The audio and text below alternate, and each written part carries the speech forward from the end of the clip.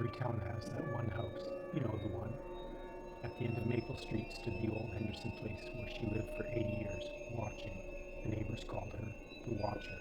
She never spoke, never left, just sat by that window, staring at anyone who dared walk by. But on Halloween night, 1987, something changed. Children reported seeing her standing in their bedrooms, that same hollow stare, that same wrinkled face. The police found her house empty, but somehow she was still watching. They say her face appears to those who are about to join her. Mrs. Peterson was the first to see it. She was walking her dog past the old cemetery when she felt watched. She turned, and there it was. Not the Watcher, but something else. Something that had been waiting. It just stared at me, she told the police. Her hands shaking. It didn't blink. It didn't move, but I could feel it looking into my soul. 3 more people reported the same encounter that week. All described the same face, the same bone-chilling stare. The last person to see it was found 3 days later, sitting in the cemetery, staring straight ahead, just like it.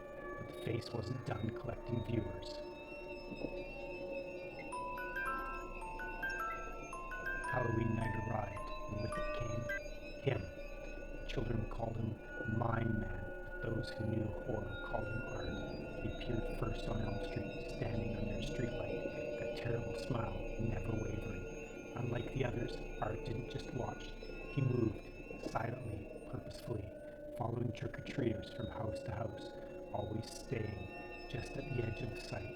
Parents began to notice him in their peripheral vision, but when they turned, empty sidewalks. The smart families went inside early that night. The others, well, Art doesn't like to be ignored. By midnight, the streets were empty, except for one last trick-or-treater. Little Sarah Morrison loved Halloween more than any other child in town. She would dress as a clown every year, telling jokes and performing tricks for the neighbors. But this Halloween was different. This Halloween, she had an audience that would never leave. They found her costume in the old cemetery the next morning, but Sarah was nowhere to be seen.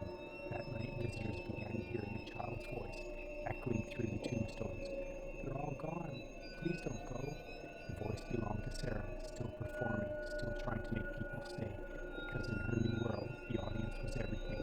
And once you heard her show, you became part of it. But Sarah wasn't the end of the story.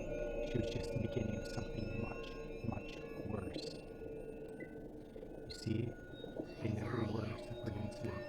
The Watcher, staring face, Art the Clown, Cemetery Sarah, they were all collectors, each one gathering souls for the same master.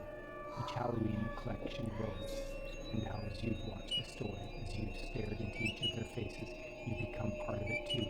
You've looked into their eyes, and now they can see you. Check your windows tonight. Listen for footsteps that aren't yours.